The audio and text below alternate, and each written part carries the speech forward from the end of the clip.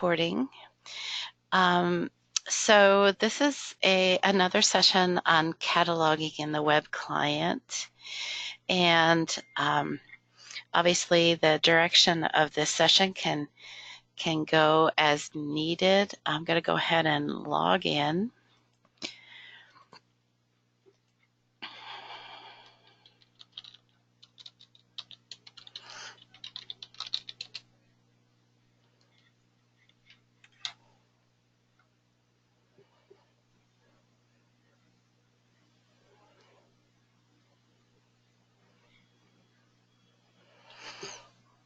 What it's doing is it's coming back to where I was the last time I logged in, which isn't of interest to you guys, so I'm going to go ahead and change that.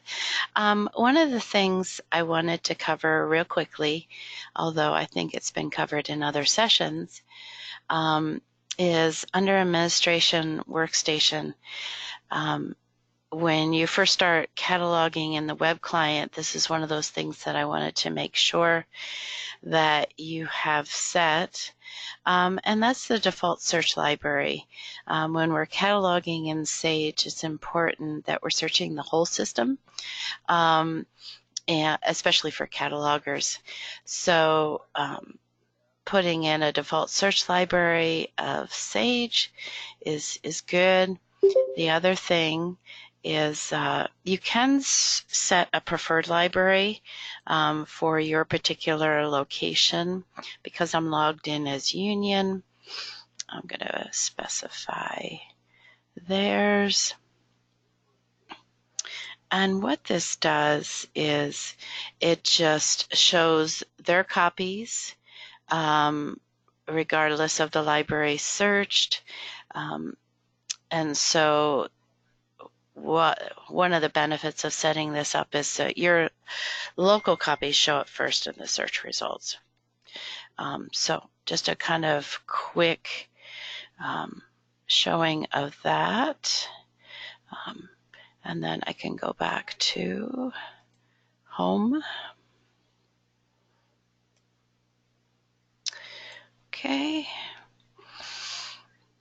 I want to make sure that I go over copy templates in this session today.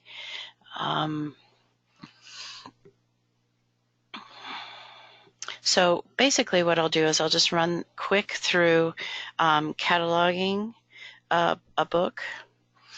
I'm going to go to, there's a search box right here, which just does a keyword search. I usually prefer to go to search the catalog so that I have the full screen to work with.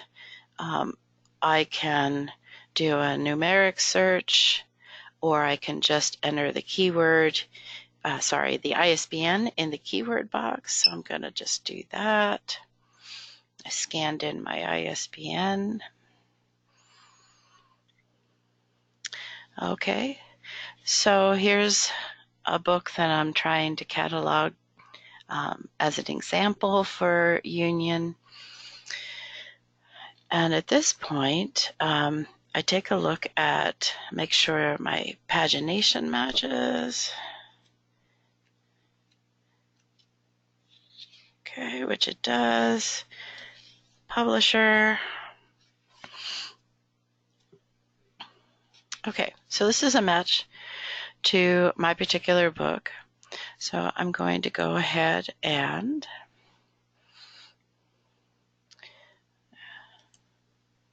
add copies.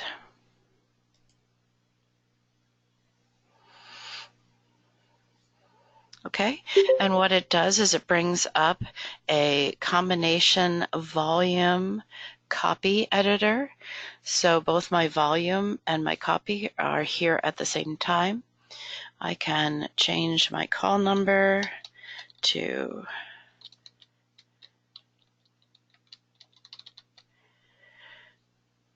and enter a barcode.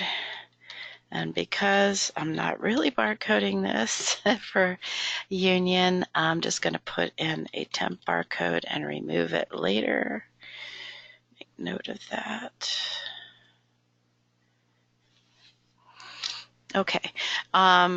I could enter a copy number associated with this. It's not required. And if there were parts on this particular item or record, I could select it now, but that doesn't apply in this particular case.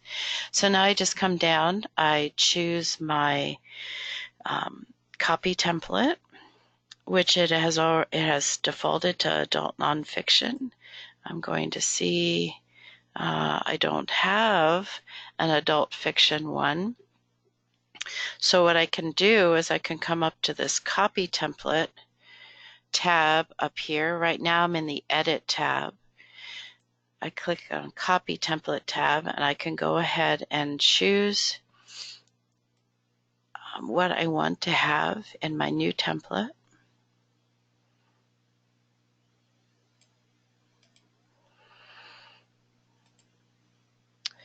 Adult fiction, circulation modifier, book. The loan duration I can leave blank if I want it to just be normal. Circulate as type.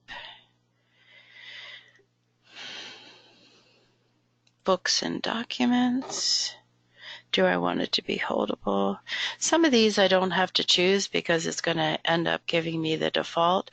So I really just need to concentrate on those things that are unique to this particular template.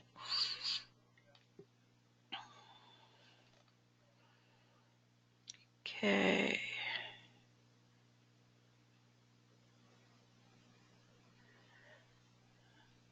I don't see anything in particular. I'm going to go ahead and choose adult for the Sage Stats checkout category. All right, I'm going to go ahead and type a name in here. I think I'm going to go ahead and add Union in front of it because for my particular login, I have lots of different copy templates. I'm going to click on Save. You can see down here in the right-hand corner, it saved the volume copy template.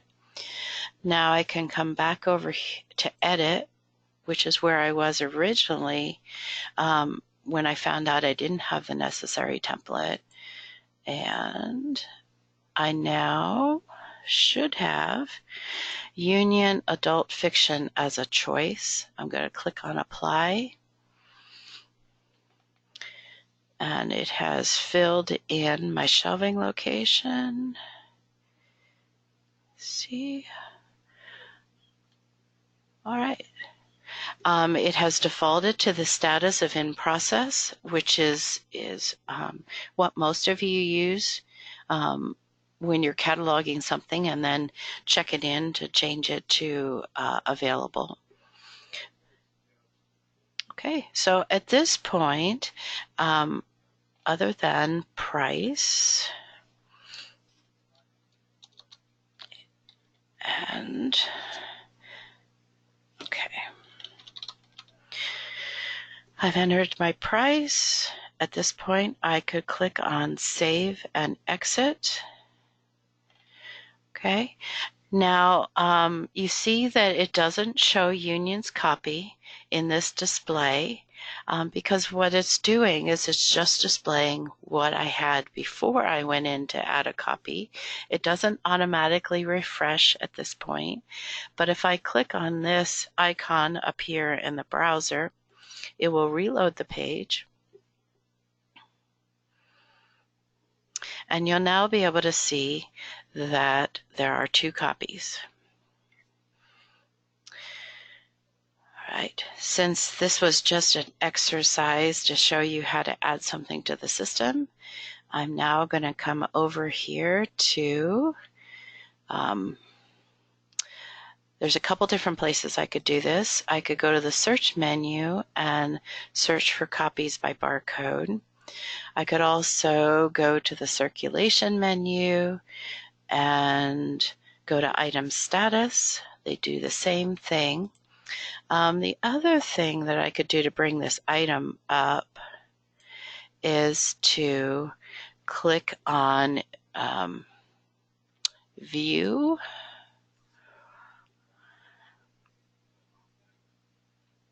Okay, let's see what actions I have available to me from this view. I have a delete item.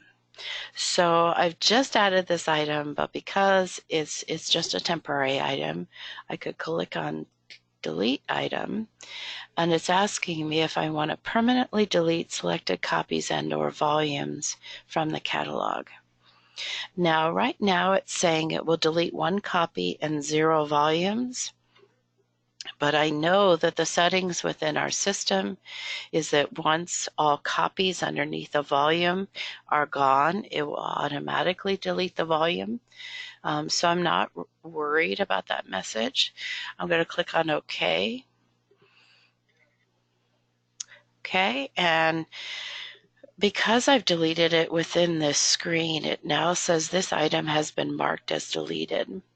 So if I do a search for this particular item again,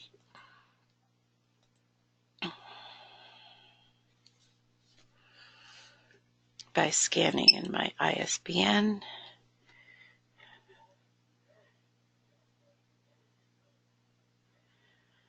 okay, you see that there's only 1 copy. It removed that temporary union copy that I had added.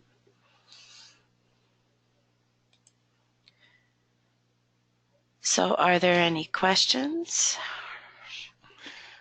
Yeah, Beth, I had a question about the action menu.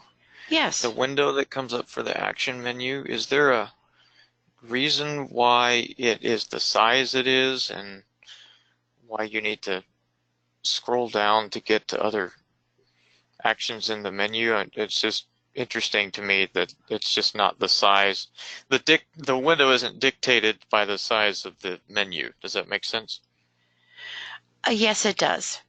And John, I don't know the answer to that offhand, but I can check into it. I don't know whether that's something we can customize on the back end, but I can also find out. So basically, they've given the action menu a fixed size, and your preference would be that it's as big as the number of options. Well, that would be my preference. I don't know what others think, but I it seems to me to take more time to open the actions menu and then to have to scroll down to whatever option you're looking for. Also in the contextual menu, the window is fixed also, I believe, when you do contextual. I've also had to teach somebody at my library that you have to scroll down to change things. So, Okay, because they've gotten used to the other way. yeah. Okay. All right. So that's something I can research and give feedback back to the group. And I know that they're always looking for, when I'm looking at the bugs that have been reported on the Evergreen Launchpad site, they also have a bunch of wish list items, and this could definitely be in that category because it makes our life better. And that's what they want. And the catalogers are a very active group within the Evergreen system, and they meet on a monthly basis and talk about cataloging within the system, and the developers watch that very closely. And so I think that's a reason why I've had as many cataloging improvements as we had, and that will continue. Okay, so I'm thinking that that action menu is anywhere in the system, not just on that one page, because I've had the same issue where the action, I've had to do a lot of scrolling to get to what I want. What I think might be helpful too,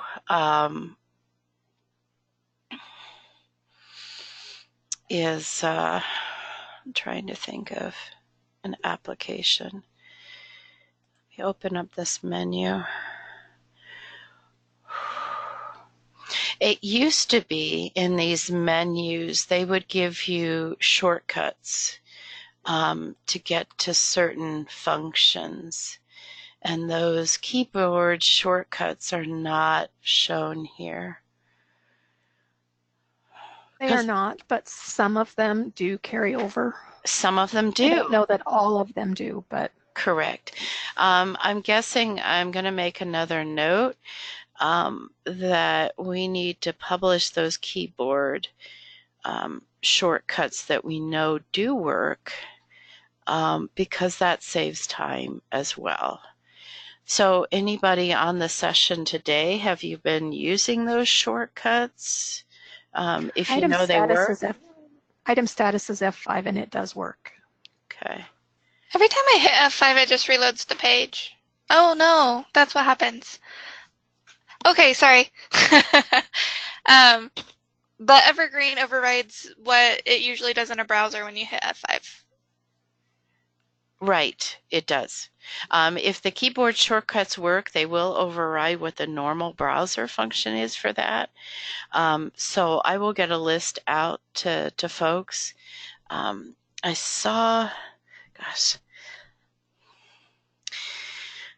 a list somewhere. So that will help us from some respect, but I think it would be useful if the menu indicated those shortcuts that did work, because then we could make note of it right from the menu.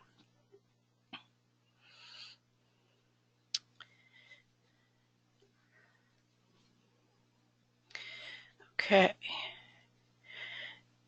Anything else that you guys have noticed when you've been working with the web client? Something that I noticed this week, excuse me, I was creating a new MARC record.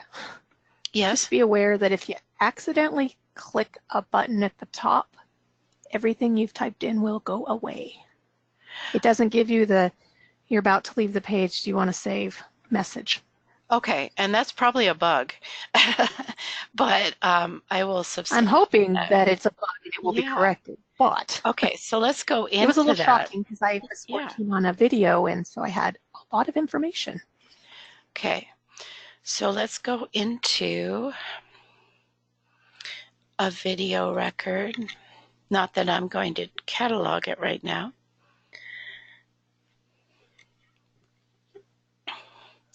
So which button did you click on, Dia, that made everything go away? Do you know?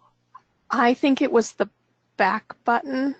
And I say that because I think I have two monitors and I think I was next to it on the other monitor when I clicked something and I think it wasn't quite there.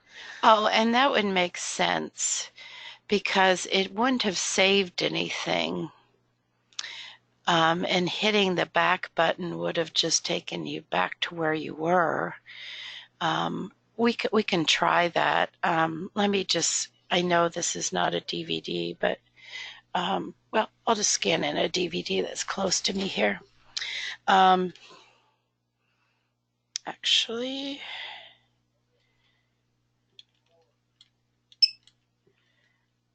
yeah, I think that's the 024, but let's go ahead and click on the back arrow. And then I'm going to try going forward. Yeah. Going forward, it takes me back to just this load MARC template.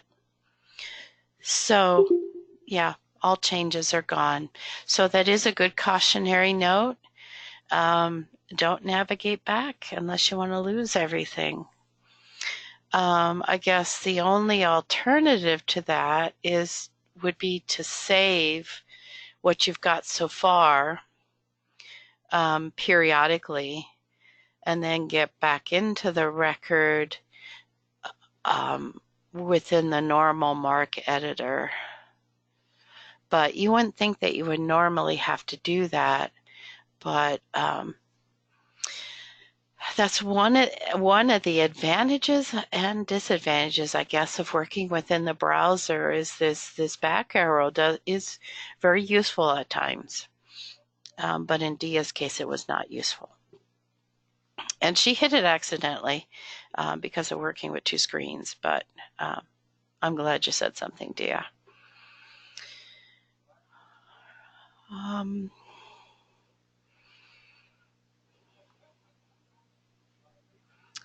Trying to think of, could switch this to the flat text editor, which is something I think a lot of you use.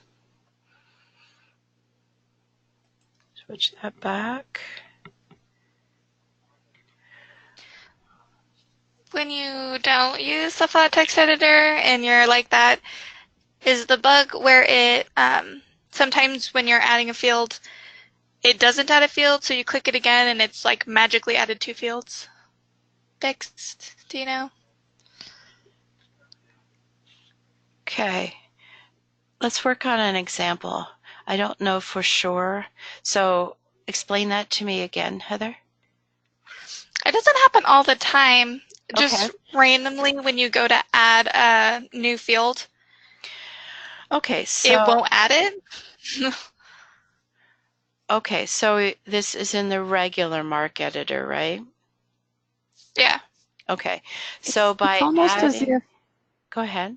it's almost as if there's kind of a delay in it actually doing the process, and when you try to do it again, it goes, oh yeah, I'm awake now. Okay, that kind of makes sense, Dia. So it could be a delay in action or a delay in refreshing.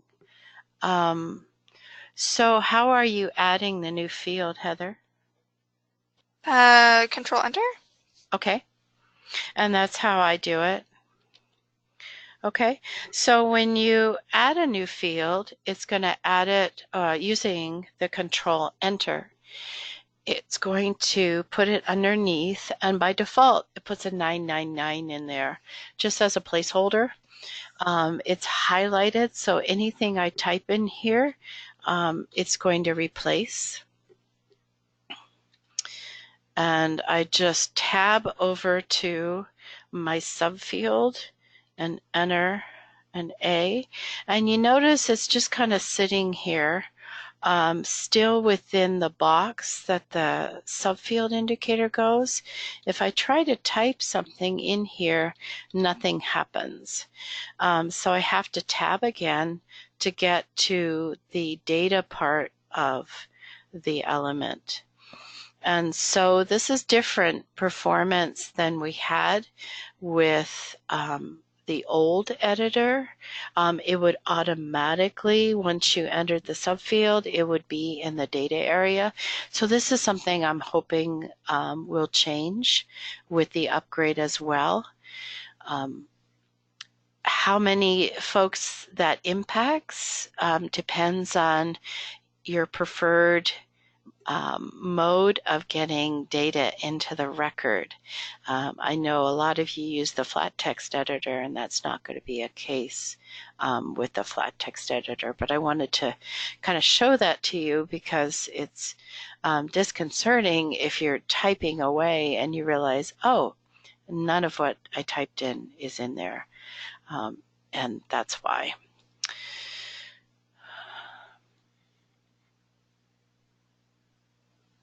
Any other feedback on working with the editor in the web client? Issues you've had, things you want to ask about that I can research?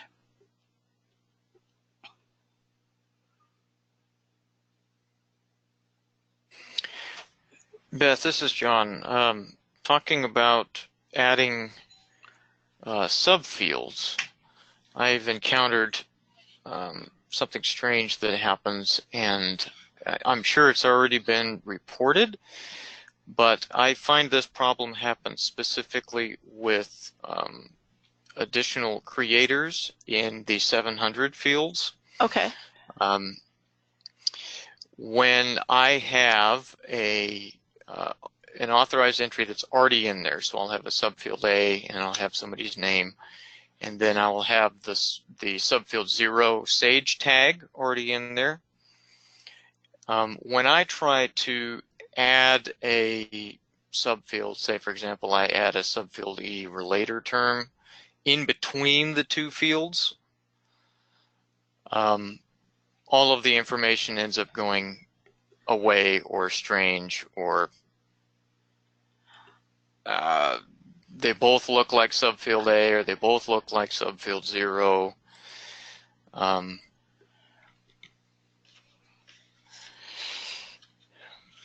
Now when I do the Sage check afterwards, it's fine. So I'll have a subfield A, I'll do my subfield E relator term, and then I will do the Sage check and then apply the Sage tag. That works. But after the Sage tag is already there, and then I try to add anything in between, then things go awry.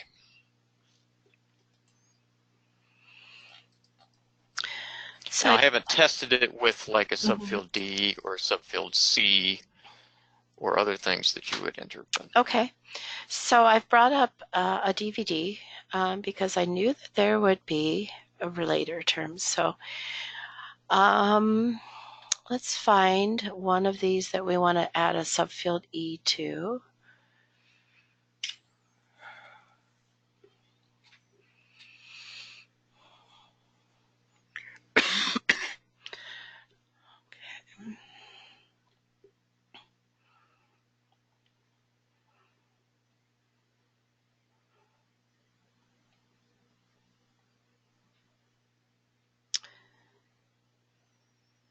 Okay, so Corky we could add editor to, right? Okay, so when you're adding it, your cursor is after the subfield A, correct? Mm-hmm. And then you're doing a Control D.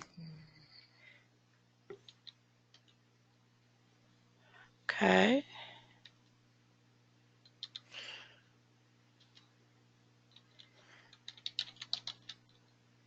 Okay, that looks totally normal so far. Okay. So this might be a local thing with my machine because I do not get that response. But that's helpful to me because if that's what happens for everybody else, then it's not a ILS problem. Well, one of the things it's something else going on that I noticed, so see when I first click on this, it's highlighted. Mm-hmm. Are you making sure that you click on it again to get it right after the ending punctuation and it's not highlighted? Yes, and that's also another frustration of mine. Yeah, I know, because it takes a lot of work. I get it. Extra clicks, yeah. Extra clicks. And they are working on this editor a lot. So I know that it's eventually going to be where we want it to be. But at upgrade time, there may be still some quirks. But I will find out exactly where the status is on the editor bug fixes. And one of the things that hopefully we're going to be able to do, and in fact, I'll plan a specific session on that, is bringing up 3.4, the latest version of 3.4, and doing the same thing within that version. So we'll do another cataloging session on 3.4 itself. And that will be helpful to give us an indication of what we're looking at continuing to have to do until they've continued to work on the editor. But that will be helpful for us, I think, going forward. So I'll let everybody know when I've got that session scheduled. Anna's question about the GMD. Anna, that's actually an OPAC customization that we can do. It's been a time issue for me. When we first upgrade to 3.4, we're going to be using their customized pages. And the reason it hasn't been displaying has to do with the fact that the GMD is no longer, it's not a part of the RDA, and so they switched it to not have it be a required field for display in the OPAC, and I changed it for part of our OPAC display, but not all of the pages that come up for OPAC display. That's why we're seeing some inconsistency. And some of it has to do with the display that happens. Let me go back to search. Search the catalog. Yeah, it's okay if we leave. In this case, I didn't want to save the change. So if we do a title, I'll just do an author search.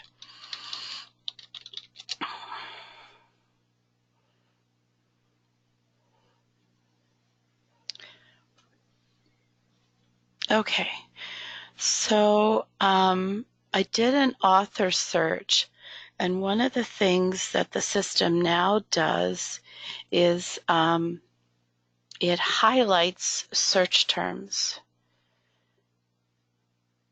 See how the Patterson James is highlighted? That adds another dynamic to the OPAC code because there's separate areas for when you've got search highlighting going on and other code that happens when you don't have it on. And so it's just more complex. There's this disable highlighting, which means it then takes away that highlighting. If I refresh, is it going to show me the GMD? Yes. So, so that's part of the issue. When we do the upgrade, and hopefully before the upgrade, I'm going to be working on all of the customized OPAC pages, trying to get them ready, and I will be adding this GMD in. So anyway, that's why there's some inconsistency. And because there were so many changes with the last upgrade, OPAC-wise, there's not as many going, well, yes, I take that back. There are some significant changes. I'm going to be working on those in 3.4. Okay.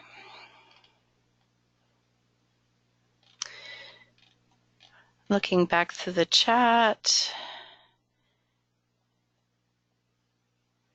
Okay. So I see there's lots of messages I'll have to catch up with. With regard to page refreshing, yes, we do. There are several improvements to functions that are now automatically refreshed, and they're continuing to add more. So I see that we're, are we also testing 3.4 for Linux or Windows only? I know that John is testing. I don't know, because John's working on getting 3.4 installed on his particular local machine. So he'll be looking at that as well, Anna.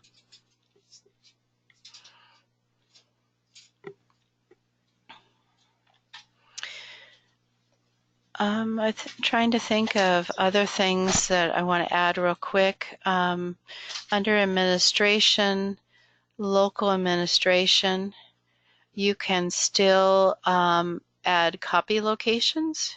Here, copy locations editor. It lists the shelving locations for your particular location. You can create a new one by entering the name, specifying the particular options. One of the cautionary notes, want to make sure that you specify your location. There's been some instances where this Sage has been left and that it creates the copy location for the entire Sage consortium. And I can get rid of those with some work, but just wanted to kind of make sure that this was, you selected your location in this drop-down box so that the copy location gets created for your particular library. Okay, so it seems that there might go be ahead. a default for that. That seems odd that everybody can create locations for everybody. Is it there isn't a way that we could change library local permissions so that they create locations for their particular library? Good point, John. I think by default that permission level is consortium, but I will look into changing that. Sometimes these things just come with the system and they make a certain assumption and then we have to correct it.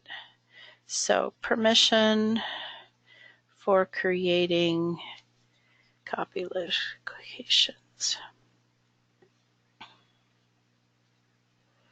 We could certainly set it to the system level for those folks that have to create it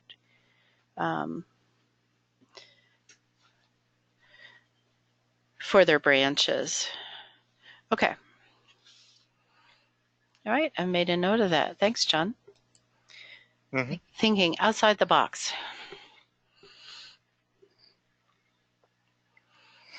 Can I ask a question about import, Beth? Of course, yes. On the Z39 import screen, editing before you import versus importing and then editing later. Okay. And specifically the editor before you import a record. Yeah, if you want to pull up any example there. Yeah, okay.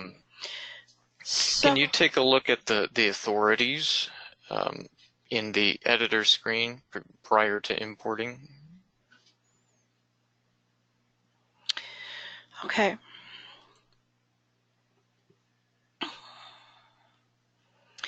I'm just going to click on edit, then import. Okay.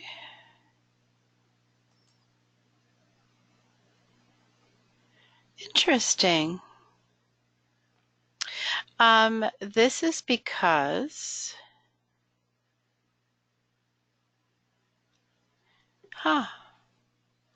it's not really looking at our system.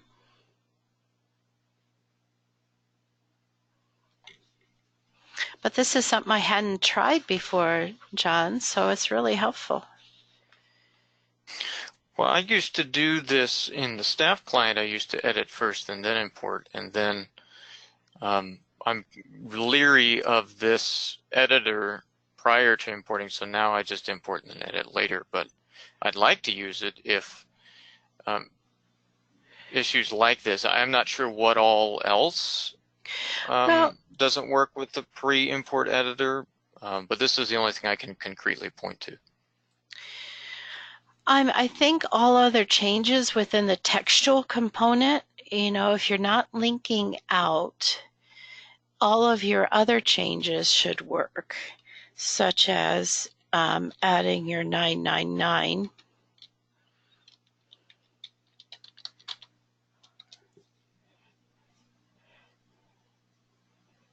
Okay. At this point, I could click on import and it would have incorporated my 999. I know I've done at least that. I have just not, and I've made changes in the fixed fields before importing as well, and those changes have been saved. So I think what we're dealing with is a link issue where it's not seeing our authorities at this point. So I'm going to have to look and see whether that's something that's in the works to change. I would think so, because they're trying to replicate the functionality of the existing software. So they're not showing our authorities, and they're basically just showing kind of the format of the authority record.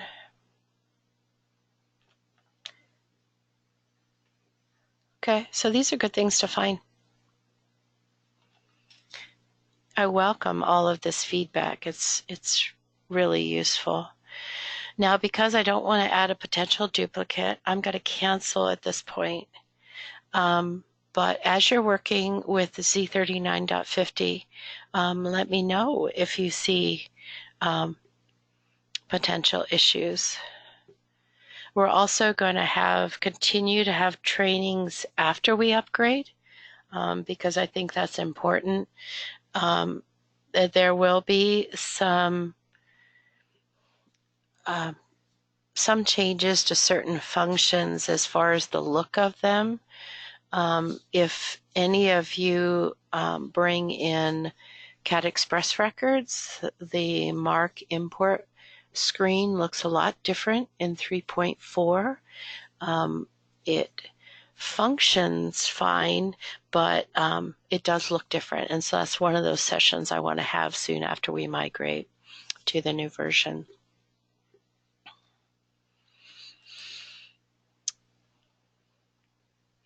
Okay, so John is asking, but you're saying they do go through the changes? Yes. In my experience, they have. Please, if you have noticed anything that isn't going through, let me know. So since we're at 45 minutes after the hour, I'm going to conclude this session, but I'm willing to do as many sessions as you want before we upgrade, and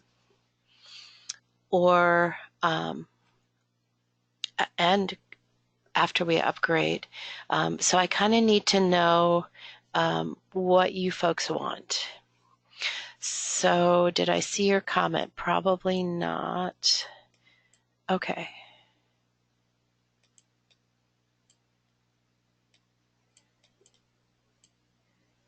Overlay and merge, when you actually do edits, they don't display on the screen after saving. They do go through, yes. This is confusing. I believe, let me check on that, Anna. I believe that was a bug that was fixed, but I will check into that.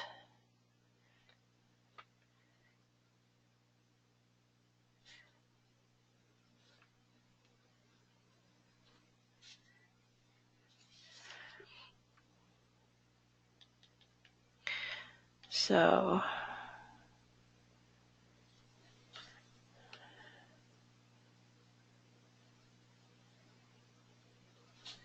okay.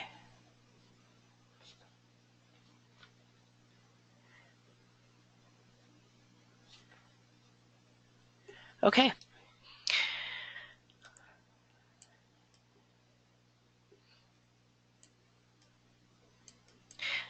All right. Thanks, everyone. Hope you have a good day, and please stay in touch.